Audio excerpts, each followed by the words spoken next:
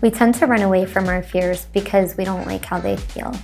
We don't like the anxiety that accompanies fear. We don't like feeling cold or clammy or panicked. But when you identify your fear, when you draw it a little bit closer and you begin to understand why it's something that accompanies you, you'll find that you're able to make more confident decisions. You won't be making decisions from a place of fear, but rather a place of confidence and power. You'll find that as you begin to draw and paint your fears, you're releasing your mind from them.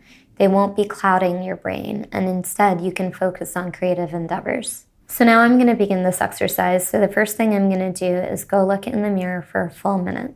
When I come back, I'm going to make a list of the fears that arose in my mind and start to sketch them out. And then we'll meet back and we'll add color and shape together. One of the first things I felt looking at myself was just a heaviness. It's a heaviness I feel often when I feel impatient and ready for things to change, but so worried and afraid that they never will. As I ask myself questions, when do I feel this emotion the most? When do I feel it coming to me? How long does it last? I began to understand that it comes in moments of feeling stuck. The second item that is a symbol of fear for me are painful memories. I don't like to dwell on painful memories because it can be a spiral for me. And so because of that, I tend to avoid them. As we'll learn with all of our fears, when you avoid or run away from your fear, it only grows larger. So writing down painful memories reminds me that there are some that I still need to work through so that I can accept that what happened has happened, why I should take certain lessons with me, but why I should not take the fear of it happening again, or of, for example, if it's a memory that has to do with somebody, why I shouldn't carry the fear of being close to somebody, because that is preventing me from constructing what I really want, which is a meaningful relationship. The next thing I wrote down was that when I feel afraid, it feels like static or confusion.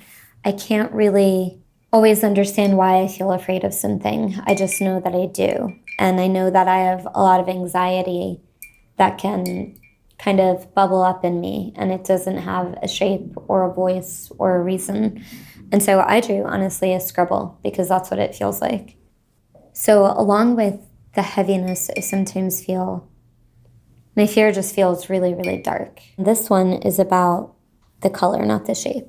So while I was also looking in the mirror, a specific fear came to me, which was living in the same place forever. And I also think while you're drawing these and painting them, and you can also begin to ask yourself, if you feel comfortable, why am I afraid of some of these things?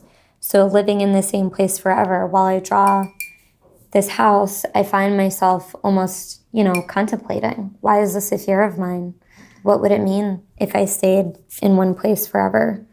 I think that one of the reasons I'm afraid of this is because I'm worried about stagnancy, and I'm worried about losing my curiosity. And I think that I'm going to come back to this one and try to figure out whether I can continue to grow and stay curious in the same place. Does the place dictate whether I can learn and grow and remain curious? Or is that within my control and something that I can do from anywhere? The last fear that came up while I was doing the mirror exercise was failure, a fear of failure. So here are all of my fears that came up for me during the mirror exercise. The only way to overcome any fear is by being able to be aware that you feel fear, and then by identifying those fears. So you're off to a really, really good start. Let's start by doing a few warm-up exercises to pull that emotion out of you. While doing these exercises, focus on the process. Don't necessarily start to begin to think about how you're going to turn this into a cool Instagram post later. Instead, think about how things feel internally. Think about the how. Let's start simple. Write down 3 to 5 of your emotions or words that describe how you feel. Try playing with really specific words. Like if you're feeling anxiety, does your anxiety feel jumpy and chaotic, or maybe it just feels overwhelming? Maybe you feel pressure. Use some of those more specific words to describe how you're feeling and write them down.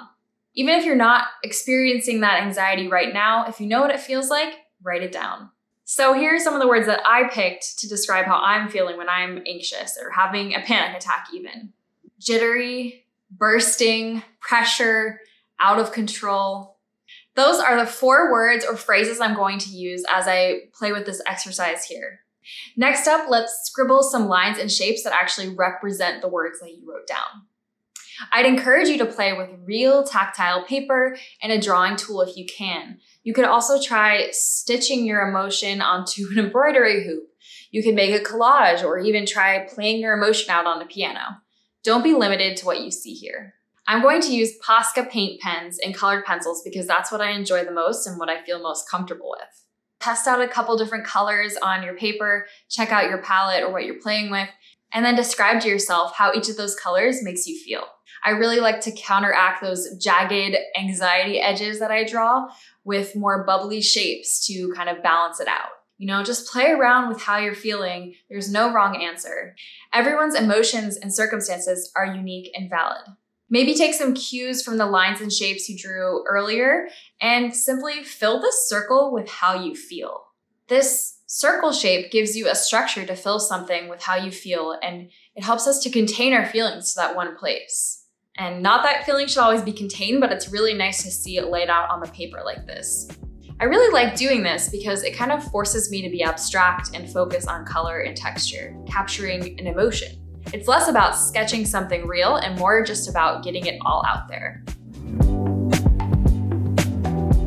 Inevitably, life is going to happen, we're going to experience setbacks, and things might happen where you may not achieve the goals that you set for yourself. And that is completely okay. And here's something that I really love to work through anxiety with.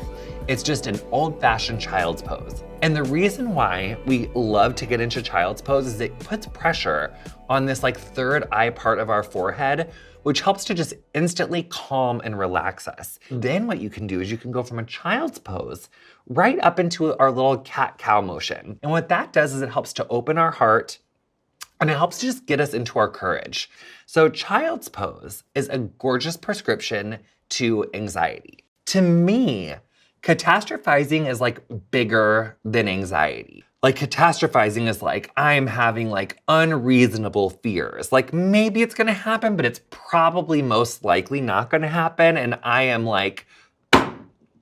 worried about it. When we notice that we're really catastrophizing, we're really elevated, maybe our shoulders are hunched forward, maybe we're being really, really irritable, really negative, whatever's happening, that's when it's good information that we need to stop and do something a little bit more proactive than maybe even a child's pose. It could be a bath, it could be removing yourself from that situation, taking a walk.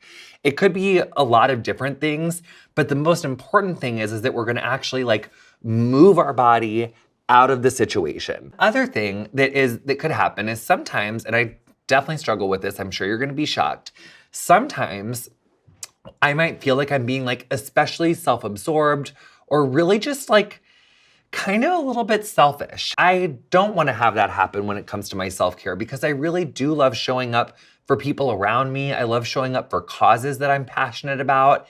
And I really can't do that as much if I'm feeling way too just in myself. So when we're feeling selfish, a great thing that we can do to combat that and to get out of our own way is to volunteer.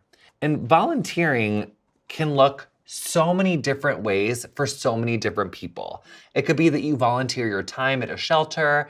It could be that you volunteer at a food bank. It could be that you bring some of your extra food to a food bank. It could be that you write letters. It could be that you would get involved in mutual aid that really speaks to you. And I think actually when it comes to this, money's great. Money is fabulous. So you could also make a donation. But what's even more incredible than just throwing money at a donation is really donating your time. Time equals love, according to Dr. Edith Eger. And so giving your time to causes that are important to you and to people that are important to you, it just helps you to gain confidence in yourself. And it helps you to gain that feeling of integrity and joy, because when we bring joy to other people, it emboldens us to trust ourselves and to feel confident in ourselves. And that is such a beautiful feeling. Helping others really does help us, which then it makes me think like chicken or the egg, like, am I only helping people because I want to help myself? Well, who cares? Because you're helping people. That's really what self-care is. It's us connecting with ourselves and deeply connecting with ourselves so that we can be better community members for ourselves, for our friends, for our families, for people who may not look like us, for people who may not act like us. Really, self-care is about being an ally. And when we don't have energy, when we don't have our own love and our own acceptance, it's really hard for us to show up in a full, authentic way in our relationships with those around us.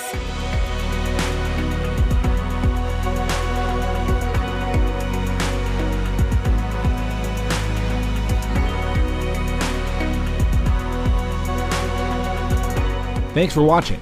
If you enjoyed this video, feel free to like and subscribe to stay up to date on all of our latest videos.